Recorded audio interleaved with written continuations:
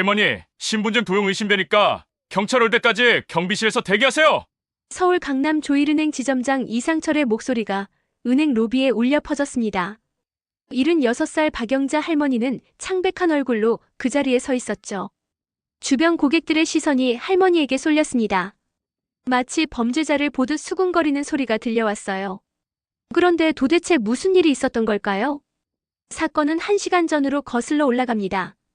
이른 아침 박영자 할머니는 평소처럼 노량진 수산시장에서 생선을 팔고 있었어요. 오랜 세월 그녀는 새벽 4시면 어김없이 시장에 나가 신선한 고등어와 갈치를 팔았습니다. 손님들은 할머니의 정직함을 믿고 찾아왔죠. 낡은 앞치마에 묻은 생선 비늘, 손에 밴 비린내는 그녀의 일상이었습니다. 오전 10시 장사를 마친 할머니는 강남 조일은행으로 향했어요. 오늘은 정기 적금이 만기되는 날이었습니다. 은행 문을 열고 들어서자 에어컨 바람이 시원하게 느껴졌죠. 하지만 창고 직원 김유진의 표정은 차가웠습니다. 할머니가 다가가자 김유진은 노골적으로 코를 찡그렸어요. 어우, 무슨 냄새야? 28살의 젊은 텔러는 손으로 코를 막으며 뒤로 물러섰습니다. 옆 창고 직원들도 킥킥거리며 웃었죠. 박영자 할머니는 자신의 옷에서 나는 생선 냄새를 의식했지만 조용히 통장을 내밀었습니다. 적금 만기되어서 왔는데요. 할머니의 공손한 말투에도 김유진의 태도는 변하지 않았어요. 할머니, 다른 고객들 불편해하시잖아요. 좀 떨어져서 기다리세요. 반말이었습니다. 주변 고객들이 할머니를 힐끔거리며 자리를 피했어요. 수치심이 얼굴을 붉게 물들였지만 박영자 할머니는 참았습니다. 김유진은 통장을 집어들더니 컴퓨터를 두드렸죠. 그런데 화면을 본 순간 그녀의 눈빛이 달라졌습니다. 잠깐만요. 이거 진짜 할머니 통장 맞아요? 의심스러운 눈초리였습니다. 김유진은 지점장실로 전화를 걸었어요. 잠시 후 45살의 이상철 지점장이 나타났습니다. 그는 할머니를 위아래로 훑어보며 통장을 확인했죠. 고객님, 신분증 좀 다시 보여주시겠습니까? 도용 의심됩니다. 냉정한 목소리였습니다. 박영자 할머니는 떨리는 손으로 신분증을 꺼냈어요. 이상철은 신분증과 할머니의 얼굴을 번갈아 보더니 고개를 저었습니다. CCTV 확인하겠습니다. 경비실에서 대기하세요. 그 말에 은행 로비가 술렁였습니다. 마치 할머니를 도둑 취급하는 것이었죠. 박영자 할머니의 눈가에 눈물이 맺혔습니다. 하지만 그녀는 조용히 고개를 끄덕였어요. 과연 생선 냄새 난다고 무시당한 이 할머니의 진짜 정체는 무엇일까요? 그리고 이 오만한 은행 직원들은 곧 어떤 충격적인 진실을 마주하게 될까요? 이 이야기가 궁금하시다면 구독과 좋아요 버튼을 눌러주세요. 지금 바로 시작하겠습니다. 경비실은 좁고 답답했습니다. 박영자 할머니는 딱딱한 의자에 앉아 기다렸어요. 경비원조차 할머니를 의심스러운 눈빛으로 바라봤죠. 마치 범죄자 대하듯 감시하는 시선이 따가웠습니다.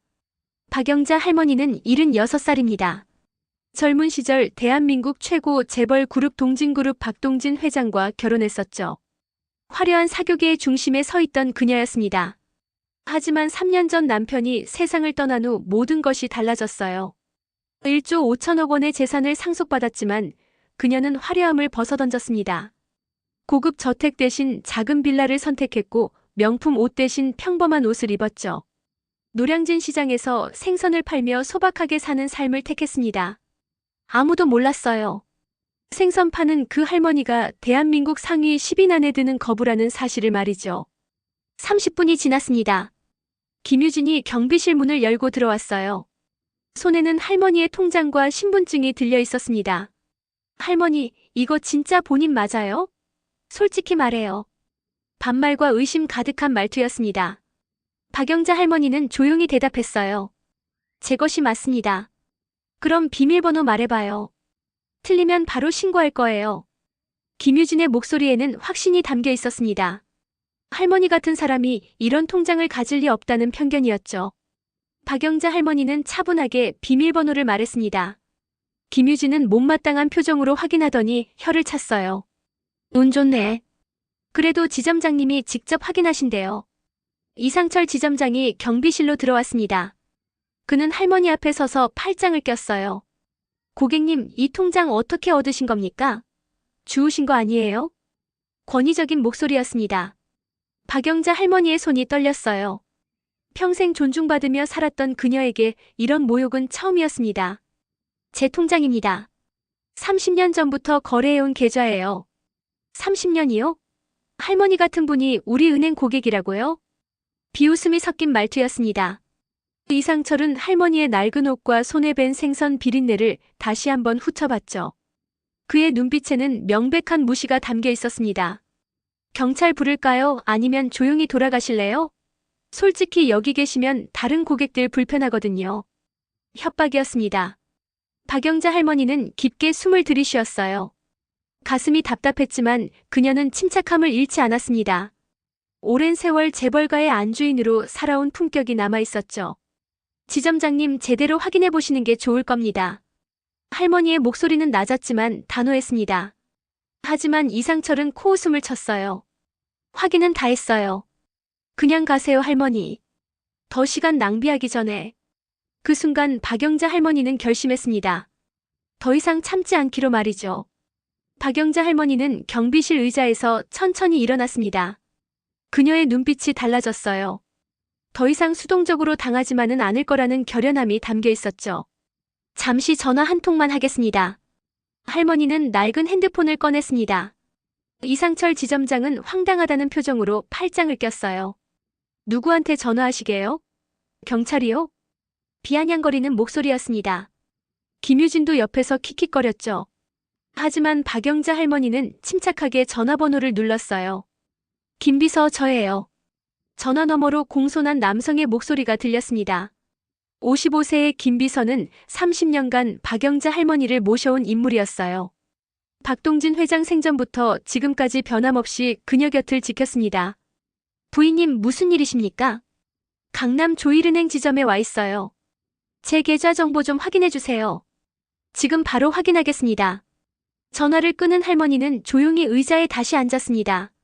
이상철은 어이없다는 듯 고개를 저었어요. 할머니, 누구한테 전화하신 거예요? 설마 변호사라도 부르시려고? 곧 알게 되실 겁니다. 박영자 할머니의 차분한 대답에 이상철은 짜증을 냈습니다. 정말 시간 낭비네. 김대리, 할머니 좀 모셔드려. 바로 그때였습니다. 이상철의 핸드폰이 울렸어요. 화면에는 본점 부행장이라는 이름이 떠올랐죠. 그는 의아한 표정으로 전화를 받았습니다. 네, 부행장님. 무슨 일이십니까? 전화기 너머로 급박한 목소리가 흘러나왔어요. 이상철의 얼굴이 순식간에 창백해졌습니다. 손이 떨리기 시작했죠. 예? 지금 뭐라고 하셨습니까? 그는 박영자 할머니를 바라봤습니다. 믿을 수 없다는 표정이었어요.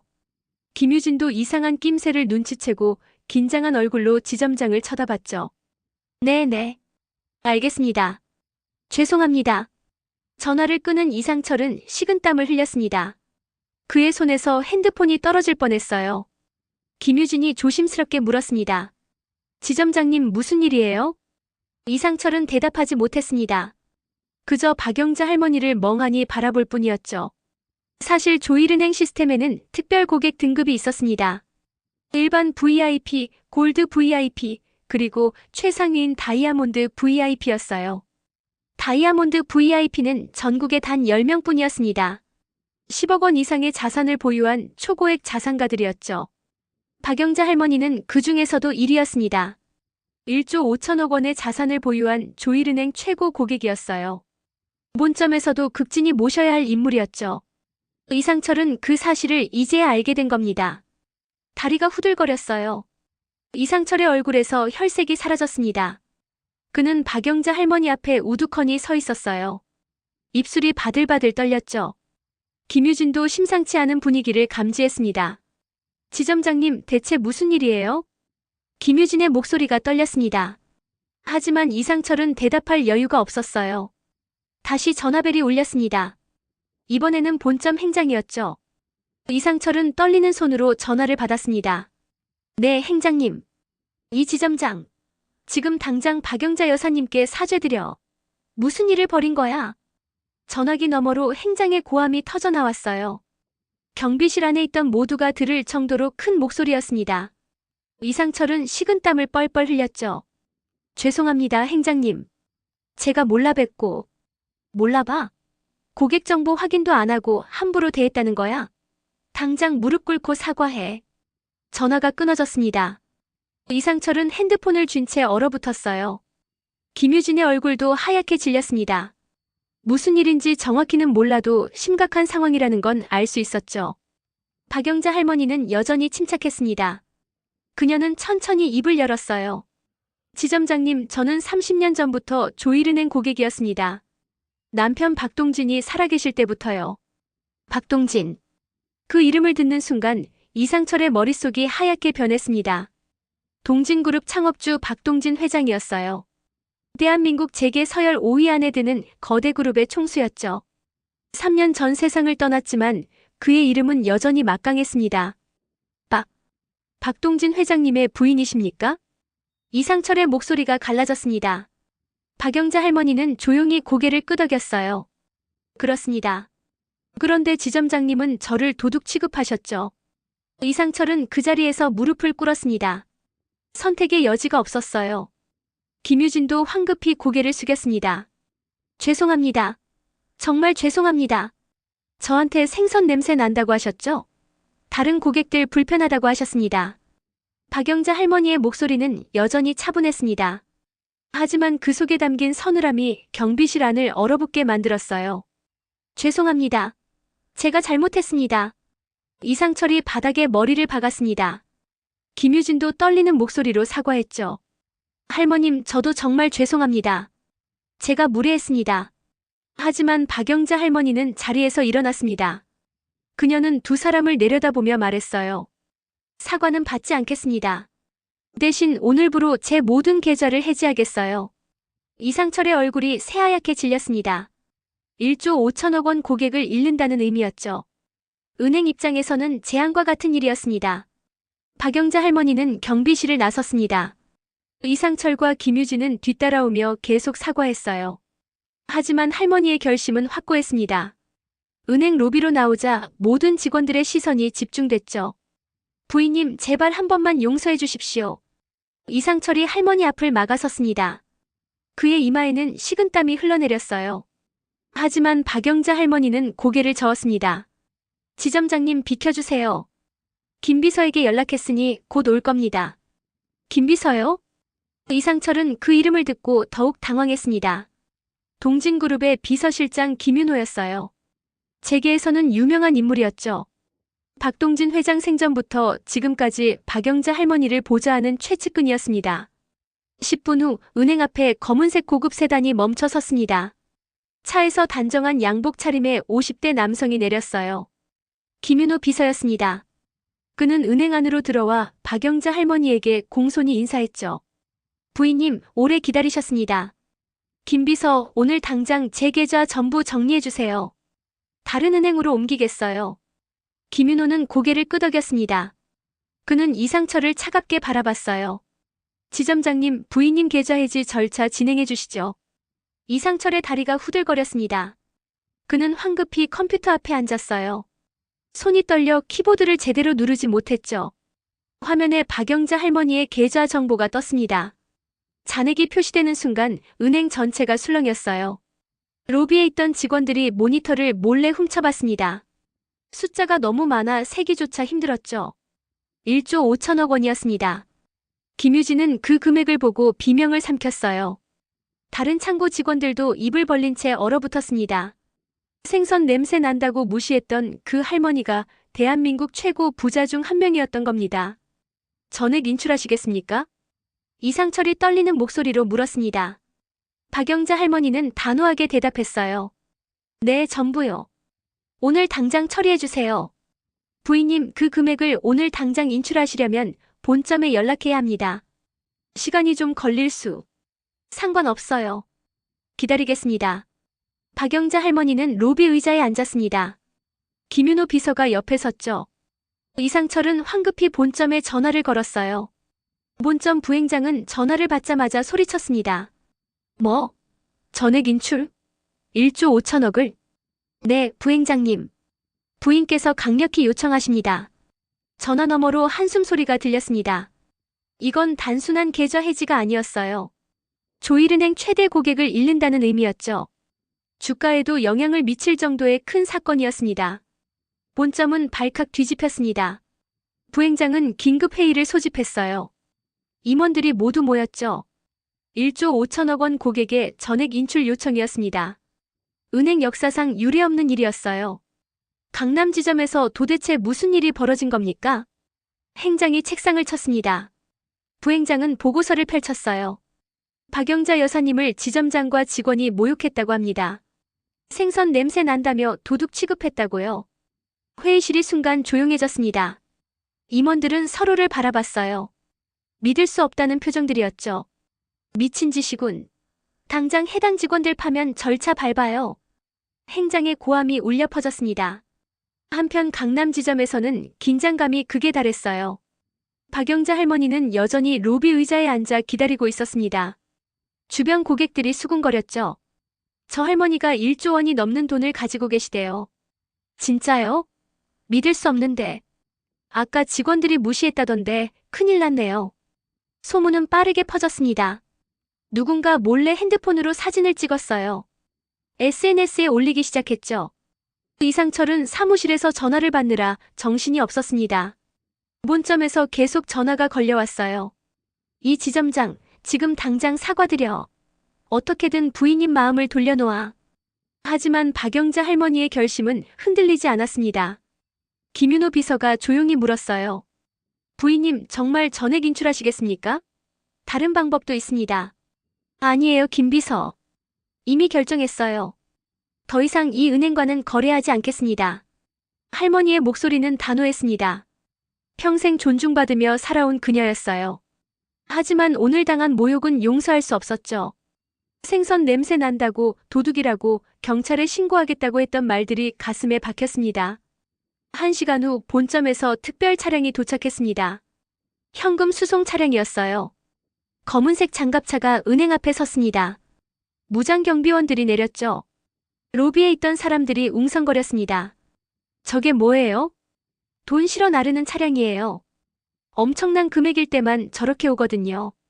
이상철은 창백한 얼굴로 나왔습니다. 그는 박영자 할머니 앞에 다시 무릎을 꿇었어요. 부인님 정말 죄송합니다.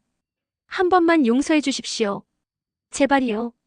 하지만 할머니는 고개를 저었습니다. 지점장님 이미 늦었어요. 절차 진행해 주세요. 김유진도 옆에서 눈물을 흘리며 빌었습니다. 할머님 저도 정말 잘못했어요. 용서해 주세요. 박영자 할머니는 두 사람을 조용히 바라봤어요. 그녀의 눈빛에는 실망이 가득했습니다. 여러분은 사람을 겉모습으로만 판단했어요. 그게 가장 큰 잘못입니다. 은행 금고 문이 열렸습니다. 직원들이 긴장한 얼굴로 현금을 꺼내기 시작했어요. 1조 5천억 원을 전부 현금으로 인출하는 건 불가능했습니다. 그래서 일부는 현금으로, 나머지는 수표와 계좌이체로 처리하기로 했죠. 그래도 현장에서 인출된 현금만 500억 원이었습니다. 만원권 다발이 수송 차량에 실렸어요. 경비원들이 땀을 흘리며 돈을 옮겼습니다. 로비에 모인 사람들은 숨을 죽이고 그 광경을 지켜봤죠. 저게 정말 500억이에요? 생전 처음 보는 금액이네요. 박영자 할머니는 조용히 서류에 서명했습니다. 김윤호 비서가 모든 절차를 확인했어요. 이상철은 옆에서 창백한 얼굴로 서 있었습니다. 그의 손이 계속 떨렸죠. 본점에서 부행장이 직접 달려왔습니다. 그는 숨을 헐떡이며 은행 안으로 뛰어들었어요. 박영자 여사님. 부행장은 할머니 앞에 섰습니다. 그도 깊게 고개를 숙였죠. 정말 죄송합니다. 저희 직원들이 큰 실례를 범했습니다. 부디 한 번만 용서해 주십시오. 박영자 할머니는 부행장을 바라봤습니다. 그의 얼굴에는 진심 어린 사과가 담겨 있었어요. 하지만 할머니는 고개를 저었습니다. 부행장님 잘못은 아니에요. 하지만 이미 결정했습니다. 여사님, 1조 5천억은 저희 은행의 매우 중요한 자산입니다. 여사님을 잃는다는 건 돈이 중요한가요? 아니면 사람이 중요한가요? 할머니의 질문에 부행장은 말을 잃었습니다. 박영자 할머니는 계속 말했어요. 저는 30년간 이 은행을 믿었어요. 남편과 함께 거래했고 남편이 떠난 후에도 계속 거래했죠. 하지만 오늘 여러분은 저를 도둑 취급했습니다. 생선 냄새 난다고 무시했어요. 할머니의 목소리가 떨렸습니다. 평생 강인하게 살아온 그녀였지만 오늘의 모욕은 견디기 힘들었죠. 죄송합니다, 여사님. 해당 직원들은 즉시 징계하겠습니다.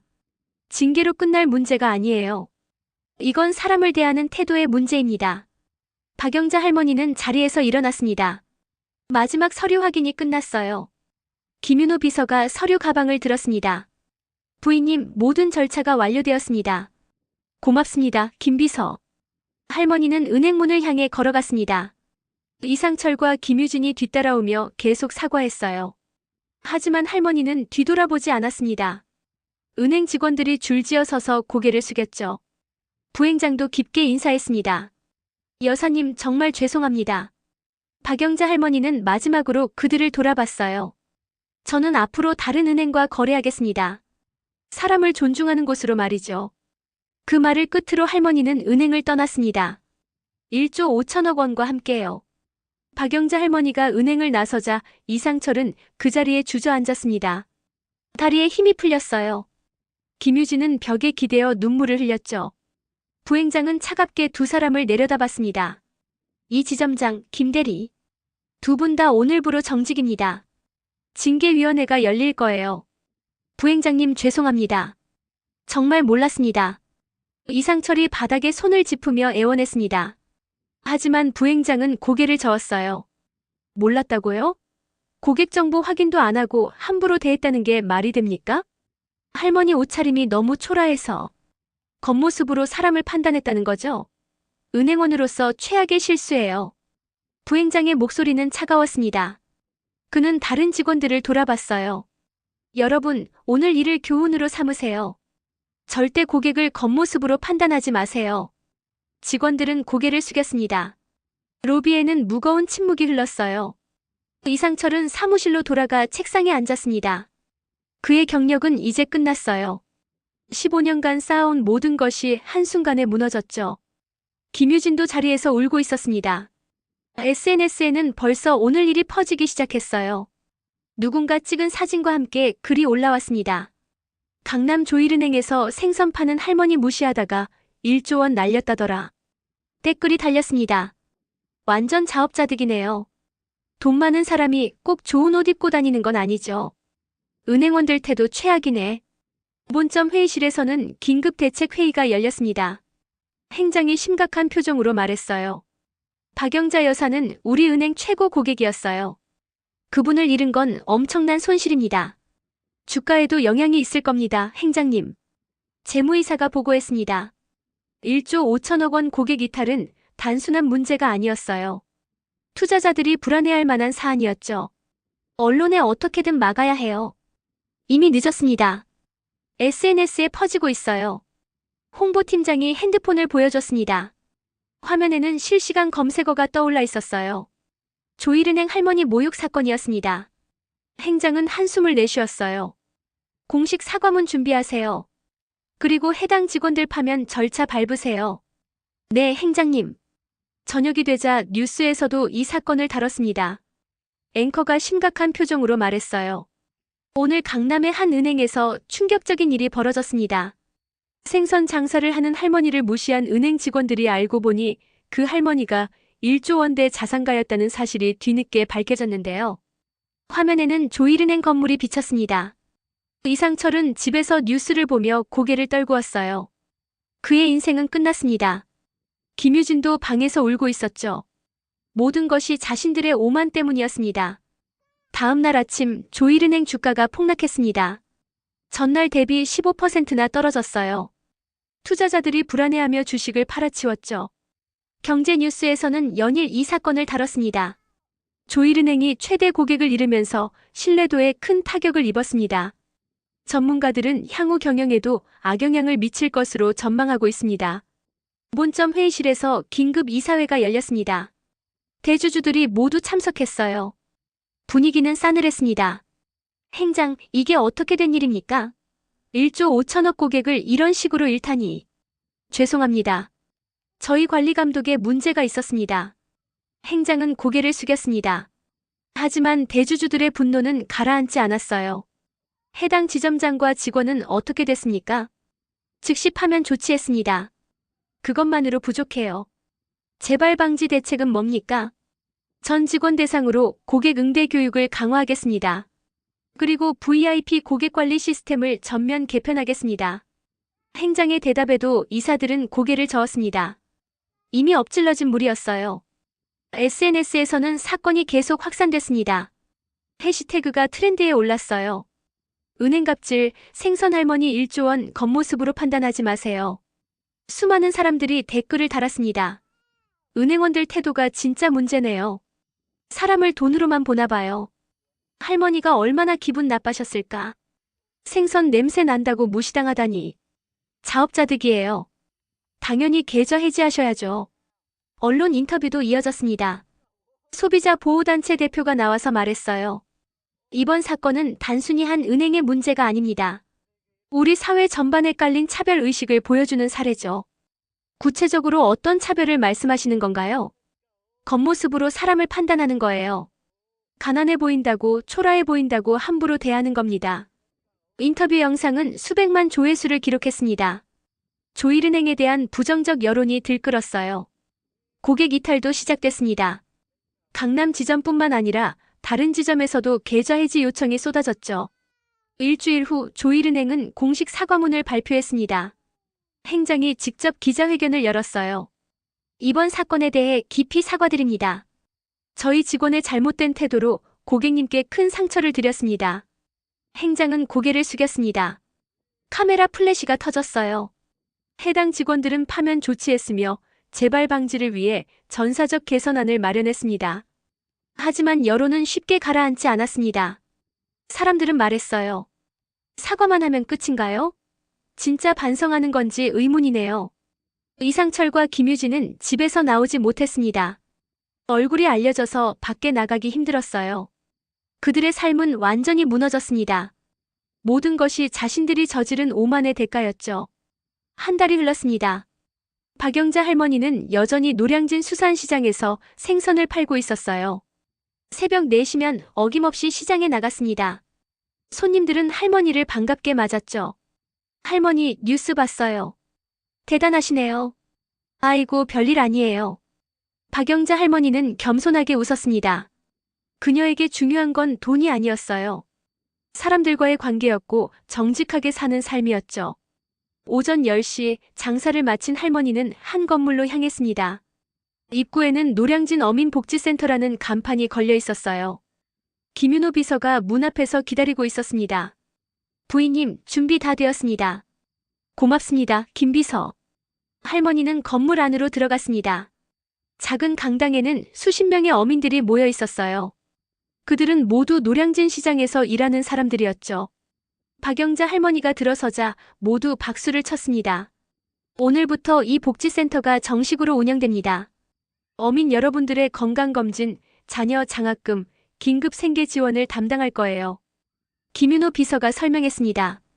이 복지센터는 박영자 할머니가 조일은행에서 인출한 돈으로 세운 것이었어요. 500억 원을 투자해 어민들을 위한 공간을 만들었죠. 할머니 정말 감사합니다. 한 어민이 눈물을 흘리며 말했습니다. 박영자 할머니는 그의 손을 잡았어요. 우리 다 같이 살아가는 거예요. 저도 여러분과 함께 이 시장에서 일하잖아요. 할머니의 따뜻한 목소리에 사람들은 감동했습니다. 그녀는 1조 5천억 원을 가진 부자였지만 결코 그것을 과시하지 않았어요. 대신 어려운 사람들과 나누며 살았습니다. 복지센터 개소식이 끝난 후 박영자 할머니는 조용히 바닷가로 갔습니다. 김윤호 비서가 옆에 섰죠. 부인님, 조일은행에서 다시 연락 왔습니다. 복귀해달라고 하더군요. 거절하세요. 할머니는 단호하게 말했습니다. 바다를 바라보며 그녀는 생각에 잠겼어요. 김 비서, 사람들은 돈이 많으면 행복할 거라고 생각해요. 하지만 진짜 행복은 다른 데 있죠. 어디에 있습니까, 부인님? 서로를 존중하는 마음이에요. 겉모습이 아니라 마음을 보는 거죠. 할머니의 말에 김윤호는 고개를 끄덕였습니다. 박영자 할머니는 조일은행 사건을 통해 깨달았어요. 세상에는 아직도 겉모습으로 사람을 판단하는 이들이 많다는 것을 말이죠. 저는 앞으로도 이 시장에서 생선을 팔 거예요. 그게 제 삶이니까요. 할머니는 미소를 지었습니다. 돈이 아니라 삶의 가치를 선택한 것이었어요. 그날 저녁 뉴스에서는 복지센터 개소식 소식을 전했습니다. 1조 원대 자산가 박영자 씨가 노량진 어민들을 위한 복지센터를 열었습니다. 은행에서 인출한 돈으로 어려운 이웃을 돕고 있는데요. 사람들은 댓글을 달았습니다. 진짜 부자는 이런 분이네요. 돈을 어떻게 쓰느냐가 중요한 것 같아요. 존경스럽습니다. 박영자 할머니의 이야기는 많은 이들에게 교훈을 남겼습니다. 사람은 무엇을 가졌느냐가 아니라 어떻게 사느냐가 중요하다는 것을 말이죠. 오늘 이야기가 여러분께 작은 깨달음이 되었기를 바랍니다. 영상이 도움이 되셨다면 구독과 좋아요 부탁드립니다. 여러분의 소중한 댓글도 기다리고 있겠습니다. 감사합니다. 분식집 딸이 우리 집안에 시집을 와요. 당장 파혼해요. 상견례 자리에서 예비 사돈이 임신 7개월인 내 딸을 대놓고 조롱했습니다. 낡은 점퍼를 입고 앉아있던 아버지를 분식집 아저씨 취급하며 코웃음까지 쳤죠. 하지만 그 사돈은 몰랐습니다. 맞은편에 조용히 앉아있던 그 남자의 주머니 속에 자신들의 인생을 송두리째 뒤집을 그것이 들어있었다는 걸요. 지금부터 이 사연 시작합니다. 시작 전에 구독 버튼 눌러주시고 어디서 듣고 계신지 댓글에 남겨주시면 행운 가득한 기운을 전달해 드립니다. 서울 강남의 한 고급 한정식 집이었습니다. 통유리 너머로 도심의 불빛이 쏟아지는 2층 룸에 두 가족이 마주 앉았죠. 상견례라는 이름에 걸맞게 테이블 위에는 정갈한 한정식 코스가 차려져 있었고 방 안에는 은은한 가야금 선율이 흘러나오고 있었습니다. 하지만 분위기는 처음부터 심상치 않았어요. 문을 열고 들어선 순간부터 맞은편 여자의 눈빛이 달랐거든요. 오른쪽에 앉은 중년 여자는 명품 브로치가 달린 정장을 입고 있었고 그 옆에 남자도 깔끔한 양복 차림이었습니다.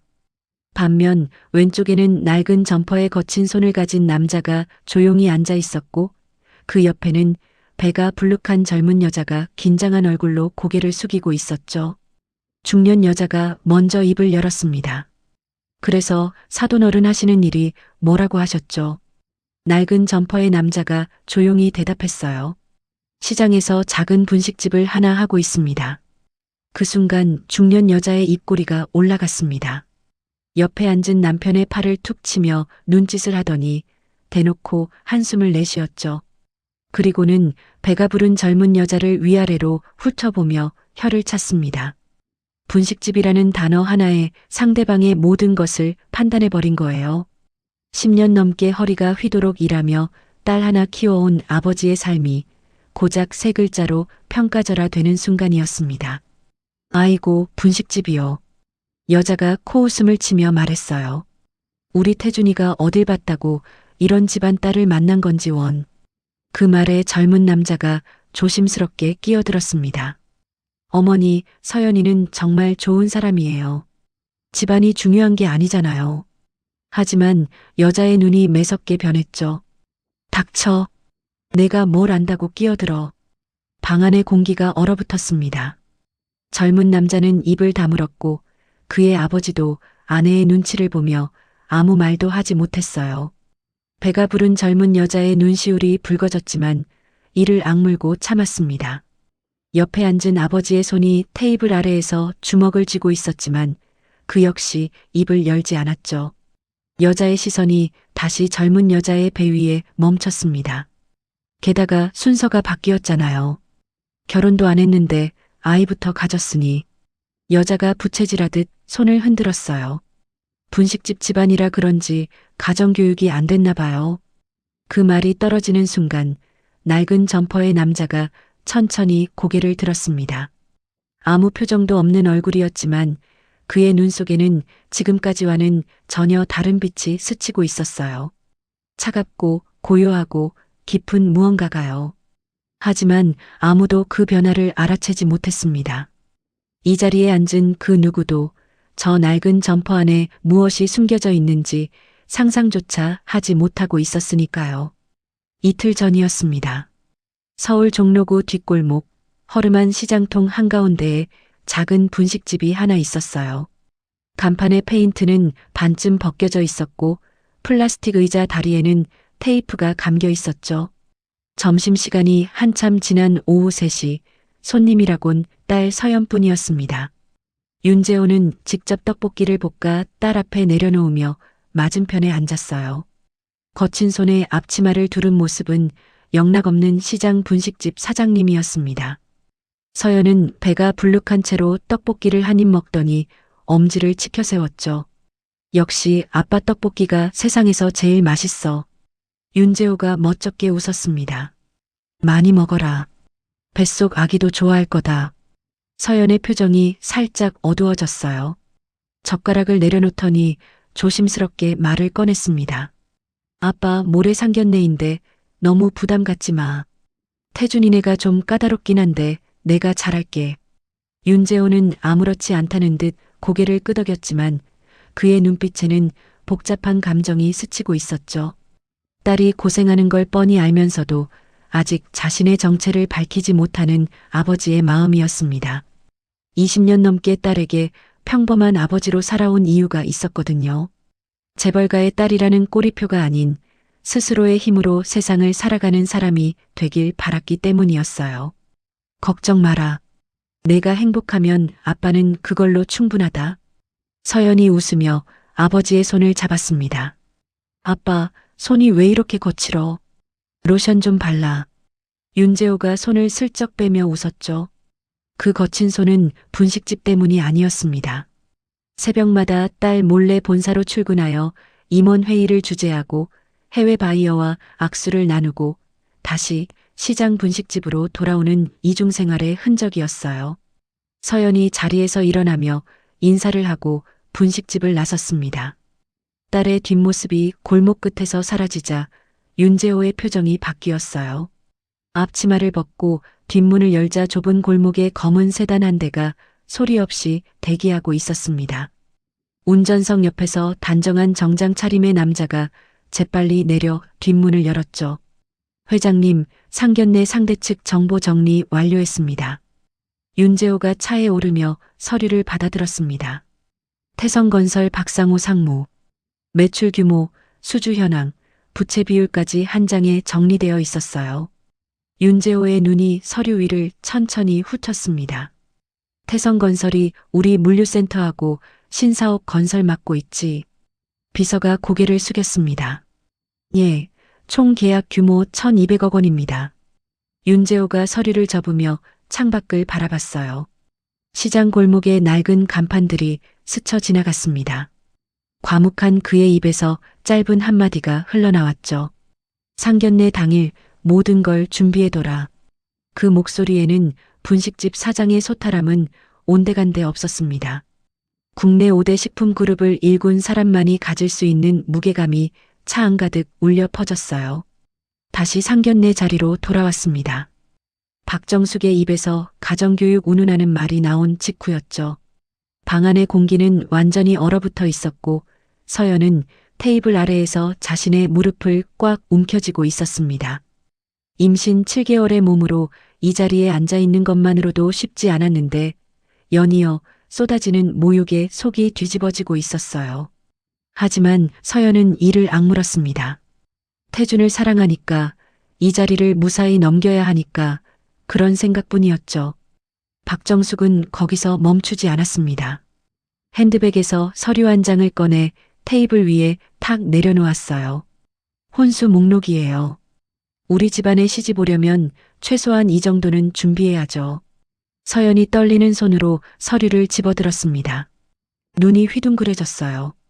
강남 아파트, 수입 가구, 명품 예물 세트, 해외 신혼여행까지 목록만 한 장 가득이었거든요. 분식집 수입으로는 10년을 모아도 불가능한 금액이었습니다. 이게 무슨 금액인지는 아시겠죠, 사돈어른. 박정숙이 윤재호를 향해 비웃듯 말했습니다. 분식집으로 감당이 되실지 모르겠지만요. 윤재호는 혼수 목록을 한번 내려다본 뒤 아무 말 없이 다시 내려놓았어요. 그 담담한 태도가 오히려 박정숙의 신경을 건드렸는지 목소리가 한 옥타브 높아졌습니다.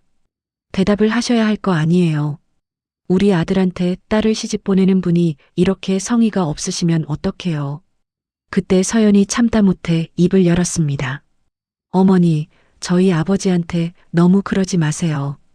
혼수는 저와 태준이가 알아서 준비할게요. 박정숙의 눈이 칼날처럼 서연을 향했어요. 시집도 안 온 것이 벌써부터 말대꾸야. 서연의 눈에서 눈물이 한 방울 떨어졌습니다. 태준이 서연의 손을 잡으려 했지만 박정숙의 눈빛에 손이 멈췄어요. 그 모습을 지켜보던 윤재호의 눈동자가 미세하게 흔들렸습니다. 이를 악물고 참고 있었지만 딸의 눈물을 보는 순간 무언가가 갈라지기 시작했죠. 박정숙이 마지막 한마디를 던졌습니다.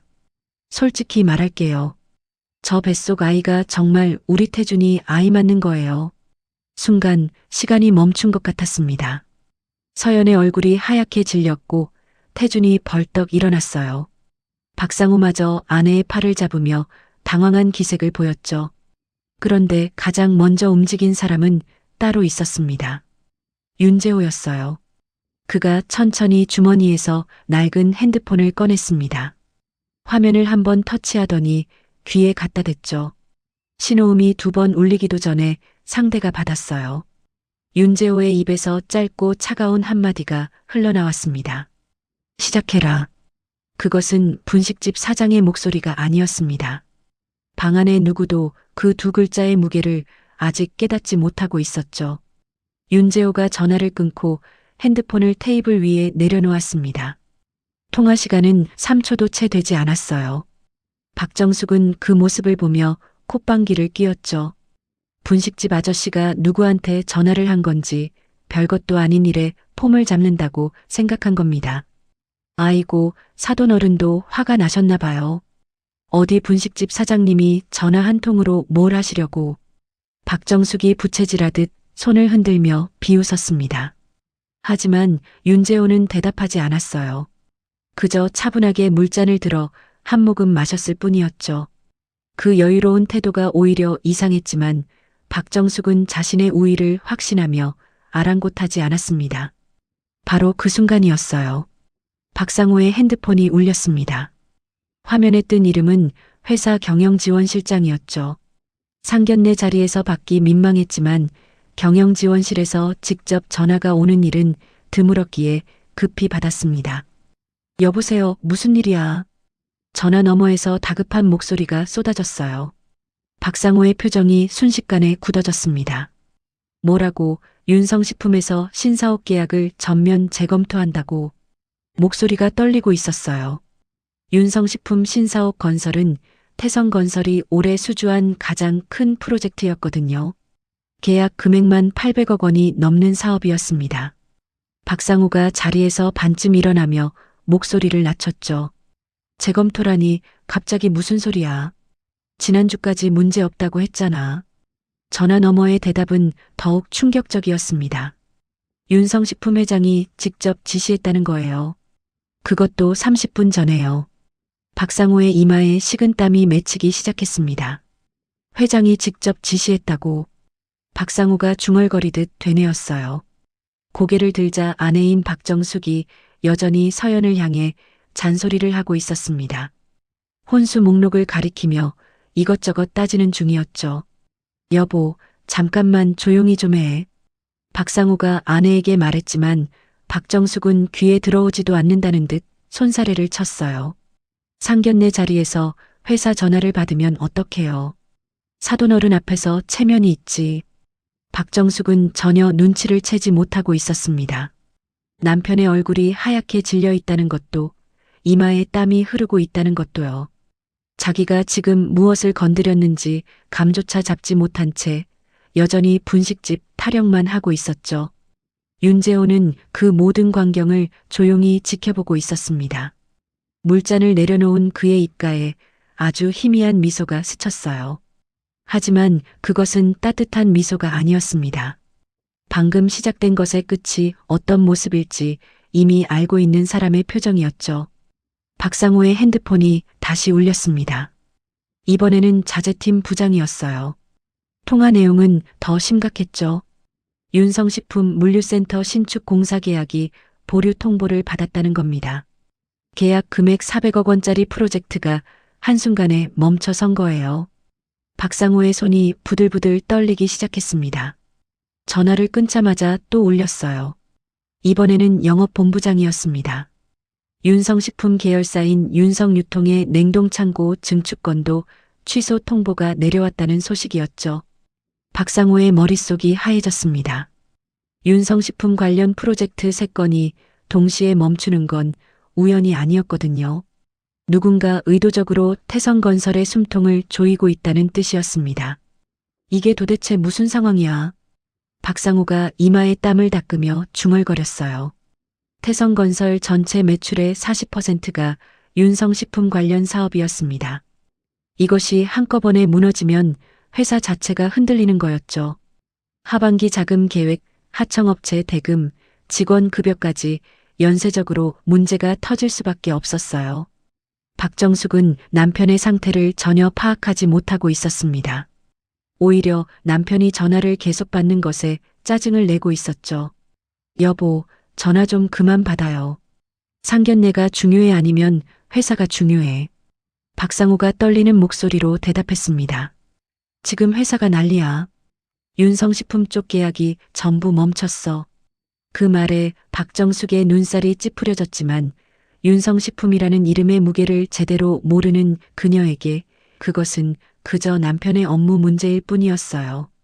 그런 건 내일 회사 가서 해결하세요. 지금은 며느리감 혼수 얘기가 먼저예요. 박정숙이 다시 서연을 향해 돌아앉으며 입을 열었습니다. 그래서 이 혼수 목록 감당할 수 있는 거예요? 없는 거예요? 서연이 입술을 깨물며 고개를 숙였어요. 태준이 참다 못해 어머니의 팔을 잡았습니다. 어머니, 제발 그만하세요. 하지만 박정숙은 아들의 손을 뿌리쳤죠. 조용히 해. 이건 어른들 일이야. 그 와중에도 윤재호는 단 한마디도 하지 않고 앉아 있었습니다. 차를 한 모금 마시고 찻잔을 내려놓고 다시 박정숙의 말을 듣고 있었어요. 마치 상대방이 스스로 무덤을 파는 과정을 끝까지 지켜보려는 것처럼요. 박상호만이 불안한 눈으로 윤재호를 훔쳐보고 있었습니다. 아까부터 뭔가 이상하다는 느낌을 떨칠 수가 없었거든요. 전화가 시작된 시점과 저 남자가 통화를 끝낸 시점이 너무나 절묘하게 맞아떨어졌으니까요. 박상호가 더 이상 참을 수 없었습니다. 화장실을 핑계로 자리를 벗어나 복도에서 급히 전화를 걸었어요. 경영지원실장이 받자마자 다급하게 물었죠. 윤성식품 회장이 직접 지시했다고 했지. 회장이 도대체 누구야? 이름이 뭐냐? 전화 너머에서 잠시 정적이 흘렀습니다. 그리고 돌아온 대답에 박상호의 다리에서 힘이 빠졌어요. 윤재호 회장님이십니다. 윤재호. 그 이름이 박상호의 귀를 때렸습니다. 맞은편에 앉아있는 그 남자, 낡은 점퍼를 입고 분식집을 한다던 그 사람의 이름이 윤재호였죠. 복도 벽에 등을 기대며 천장을 올려다봤습니다. 심장이 미친 듯이 뛰고 있었어요. 설마 하는 생각과 확신이 머릿속에서 동시에 부딪히고 있었습니다. 윤재호 회장이 어떤 사람이야? 나이가 어떻게 돼? 경영지원실장이 대답했어요. 58세이시고 윤성식품 창업주십니다. 재산 규모가 8천억 원 이상이라고 알려져 있습니다. 박상호의 눈앞이 캄캄해졌습니다. 58세, 윤재호, 8천억. 모든 퍼즐이 맞아떨어지는 순간이었죠. 그가 떨리는 다리를 끌고 다시 방 안으로 들어왔습니다. 방 안의 풍경은 달라진 것이 없었어요. 박정숙은 여전히 서연에게 혼수 이야기를 하고 있었고 윤재호는 조용히 차를 마시고 있었죠. 하지만 박상호의 눈에 비친 그 남자는 이제 완전히 다른 사람이었습니다.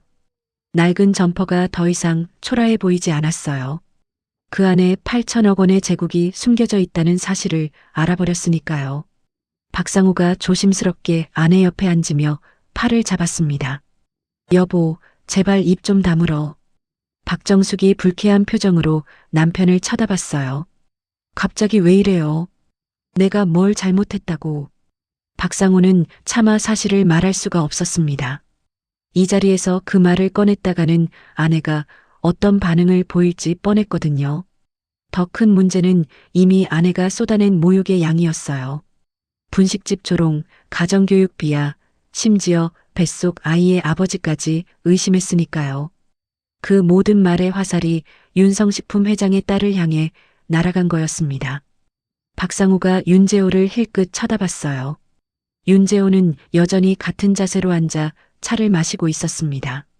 표정 하나 변하지 않은 그 모습이 오히려 공포스러웠죠. 사돈어른, 혹시 실례지만 하시는 사업이 정확히 어떤 쪽인지 여쭤봐도 될까요? 박상우가 떨리는 목소리로 물었습니다. 윤재호가 천천히 찻잔을 내려놓으며 고개를 들었어요. 두 남자의 시선이 공중에서 부딪혔죠. 윤재호의 눈빛은 깊고 고요했습니다. 그리고 아주 천천히 입꼬리가 미세하게 올라갔어요. 말씀드렸잖습니까? 분식집을 하고 있다고요. 그 한마디에 박상호의 등줄기를 차가운 땀이 타고 흘렀습니다. 확신이 든 거였어요. 저 사람이 맞다는 것을요. 그때였습니다. 방 밖에서 발소리가 들려왔어요. 한두 명이 아니었습니다. 여러 사람의 구두 소리가 복도를 가득 채우며 다가오고 있었죠. 방문이 열리자 검은 정장 차림의 남자들이 줄지어 들어왔습니다. 1명, 2명, 3명, 모두 6명이 일렬로 방 안에 섰어요. 그 선두에 단정한 양복을 입은 중년 남자가 서 있었습니다. 최 비서였죠. 최 비서가 윤재호 앞으로 다가와 허리를 깊이 숙였습니다. 회장님, 말씀하신 서류 모두 준비했습니다. 방 안의 공기가 순식간에 뒤바뀌었어요. 회장님이라는 세 글자가 벽에 부딪혀 메아리치는 것 같았습니다. 박정숙의 입이 벌어졌죠. 서연의 눈도 동그래졌어요. 지금 자기 아버지를 회장님이라고 부른 건지 믿을 수가 없었거든요. 최 비서가 가죽 서류 가방에서 서류철을 꺼내 테이블 위에 올려놓았습니다. 첫 장에 선명하게 적혀 있었어요. 윤성식품 주식회사 대표이사 회장 윤재호. 그 아래에는 주요 계열사 목록이 나열되어 있었죠. 윤성유통, 윤성바이오, 윤성로지스틱스. 국내 5대 식품그룹의 전체 지배구조가 한 장에 담겨 있었습니다. 박정숙의 얼굴이 일그러졌어요. 시선이 서류와 윤재호 사이를 미친 듯이 오갔습니다. 입술이 파르르 떨렸지만 말이 나오지 않았죠. 여보, 이게 무슨... 박정숙이 남편을 돌아봤습니다. 하지만 박상호는 이미 의자에서 벌떡 일어나 허리를 꺾어 인사하고 있었어요. 얼굴이 흙빛이었습니다. 회장님, 정말 몰라 뵈었습니다. 박정숙이 남편의 소매를 잡아당겼어요. 여보, 갑자기 왜 이래? 무슨 회장이야? 박상우가 이를 악물고 아내에게 속삭였습니다. 저분이 윤성식품 회장이야. 우리 회사 매출 40%를 먹여 살리는 윤성식품. 그 순간 박정숙의 무릎에서 힘이 빠졌어요. 자신이 지난 1시간 동안 무슨 짓을 했는지 머릿속에서 하나하나 되감기 시작했습니다.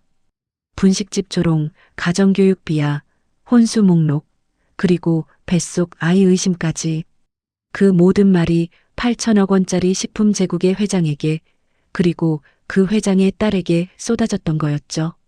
서연이 떨리는 목소리로 아버지를 바라봤습니다. 아빠, 이게 다 뭐야? 윤재호가 딸을 향해 천천히 고개를 돌렸어요. 그동안 차갑기만 하던 눈빛이 딸을 보는 순간 부드럽게 풀렸습니다. 하지만 입을 열기 전에 먼저 해야 할 일이 있었죠. 윤재호의 시선이 다시 박정숙에게로 향했습니다. 그 눈빛에서 온기는 흔적도 없이 사라져 있었어요. 박정숙이 바닥에 무릎을 꿇었습니다. 다리에 힘이 풀려서가 아니었어요. 본능이었죠. 자신이 저지른 일의 크기를 깨달은 순간 몸이 먼저 반응한 겁니다. 박상우도 아내 옆에 무릎을 꿇었어요. 두 사람의 이마에서 식은땀이 줄줄 흘러내리고 있었습니다. 회장님, 정말 죄송합니다. 제가 눈이 멀어서 큰 실례를 범했습니다. 박정숙이 바닥에 손을 짚으며 연신 고개를 조아렸어요. 1시간 전까지 분식집 운운하며 코웃음을 치던 그 여자의 모습은 어디에도 없었습니다. 하지만 윤재호는 그들을 내려다보지도 않았어요. 시선이 향한 곳은 오직 딸 서연이었죠. 서연아, 아빠가 숨긴 게 많았다. 미안하다. 서연의 눈에서 눈물이 쏟아졌습니다. 20년 넘게 시장 분식집 사장인 줄만 알았던 아버지의 진짜 모습이 믿기지 않았어요. 하지만 동시에 모든 것이 이해가 됐죠. 새벽에 나갔다 돌아오던 아버지의 모습, 가끔 거실에서 조용히 통화하던 목소리, 분식집 수입으로는 설명이 안 되던 서연의 대학 등록금까지요. 서연이 아버지의 품에 안기며 울음을 터뜨렸습니다. 윤재호가 딸의 등을 토닥이다가 천천히 고개를 들어 박정숙을 바라봤어요. 목소리는 낮았지만 방 안구석구석까지 울려 퍼졌습니다. 내 딸을 가난하다고 모욕한 건 참을 수 있소. 하지만 뱃속 아이까지 의심한 건 사람으로서 입에 담을 말이 아니었습니다. 박정숙의 얼굴이 새하얗게 질렸어요. 할 말이 없었습니다. 아니, 할 수 있는 말 자체가 존재하지 않았죠. 윤재호가 최 비서에게 고개를 끄덕였습니다. 최 비서가 두 번째 서류철을 테이블 위에 올려놓았어요. 태성건설과 체결된 모든 계약의 해지 통보서입니다. 박상호의 몸이 부르르 떨렸습니다. 신사옥 800억, 물류센터 400억, 냉동창고 200억. 총 1,400억 원 규모의 계약이 한 장의 종이 위에서 사라지는 순간이었어요. 이것이 빠지면 태성건설은 반년을 버티기 어려웠습니다. 회장님, 한 번만 봐주십시오. 제가 무릎 꿇고 빌겠습니다. 박상호가 바닥에 이마를 찧었어요. 이마가 빨갛게 부어올랐지만 멈추지 않았습니다. 박정숙도 옆에서 두 손을 비비며 울먹였죠. 윤재호가 마지막으로 태준을 바라봤습니다. 태준은 고개를 숙인 채 입술을 깨물고 있었어요. 자네는 내 딸을 사랑한다면서 왜 한마디도 못했나? 태준이 무릎을 꿇었습니다. 죄송합니다, 아버님. 다시는 이런 일이 없게 하겠습니다. 윤재호는 오랫동안 태준을 바라보다가 아무 대답도 하지 않았어요. 대신 서연의 어깨를 감싸며 자리에서 일어났습니다. 가자, 딸아. 내가 진짜 존중받을 곳으로. 두 사람이 방을 나서 식당 현관을 빠져나왔습니다. 문 밖에는 검은 세단 6대가 일렬로 대기하고 있었어요. 최 비서가 재빨리 뒷문을 열었죠. 서연이 아버지의 팔에 기대어 차에 올랐습니다. 방 안에서는 박정숙의 울음소리가 새어나오고 있었어요. 바닥에 엎드려 흐느끼는 그녀의 모습을 식당 직원들이 멀찍이서 지켜보고 있었죠. 겉모습만 보고 사람의 가치를 판단했던 대가는 참으로 혹독했습니다. 세상에서 가장 무서운 것은 돈도 권력도 아니에요. 누군가를 함부로 대해도 된다고 착각하는 마음이 가장 무서운 겁니다. 그리고 그 착각의 끝은 언제나 자기 자신에게 돌아오게 되어 있죠. 행운 가득한 하루 되시길 바랍니다.